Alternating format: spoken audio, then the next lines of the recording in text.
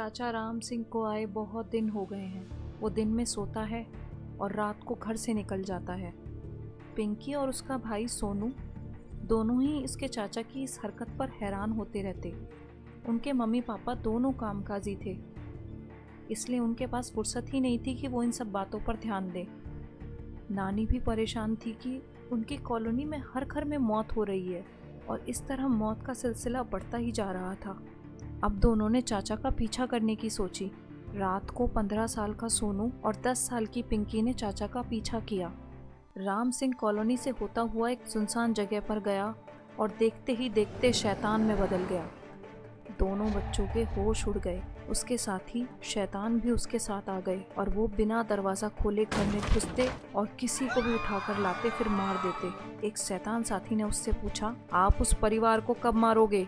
तब उसने कहा, आज से ठीक 5 दिन बाद हम उस परिवार को ख़त्म कर देंगे। पिंकी और सोनू ने सुना तो दोनों भागते हुए घर गए और अपनी नानी को सारी बात बता दी। नानी ने गांव फ़ोन करके पता किया तो राम सिंह को मरे हुए तो 10 साल हो चुके थे।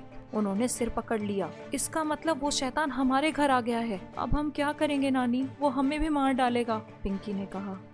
नानी कुछ देर सोचती रही और फिर बोली, अगर हम राम सिंह को दिन में कहीं दूर भेज देते हैं और फिर घर छोड़कर निकल जाते हैं। पर हम जाएंगे कहाँ नानी? सोनू ने पूछा। तेरे मामा के पास नागपुर जाएंगे। मगर उसे दिन में घर से निकालेंगे कैसे? कुछ करती हूँ मैं। अगले दिन राम सिंह को नानी ने कहा कि उसकी माँ बीमार है, उसे अभी बुलाया है। राम सिंह क्या करता, वो घर से निकल गया और सभी ने अपना सामान बांधा और नागपुर जाने के लिए स्टेशन पर पहुंचे।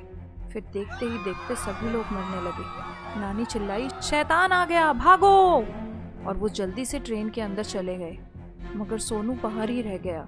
पापा ने जोर से पुकारा, सोनू, सोनू!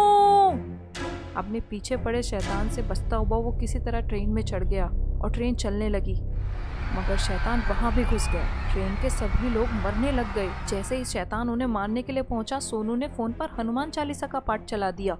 शैतान चिल्लाता हुआ गायब हो गया और जैसे ही ट्रेन रुकी वो लोग जल्दी से उतर गए। नानी ने सोनू को प्यार करते हुए कहा, मैं ना कहती थी भगवान दुष्टों का संहार करते हैं। और अब सभी सकुशल मामा के यहाँ पहुंच गए। मगर उसके बाद जो कोई उस ट्रेन में बैठता वो जिंदा नहीं उतरता था। लोग उस ट्रेन में बैठने से डरने लगे। सरकार ने वो ट्रेन चलानी ही बंद कर दी।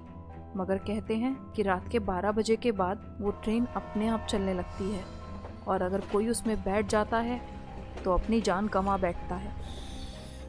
इसलिए उस स्टेशन को 12 बजे से पहले ही खाली करवा दिया जाता है। 12 बज चुके हैं।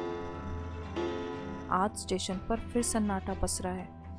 एक अजीब सी आवाज़ आती है और ट्रेन आकर खड़ी होती है।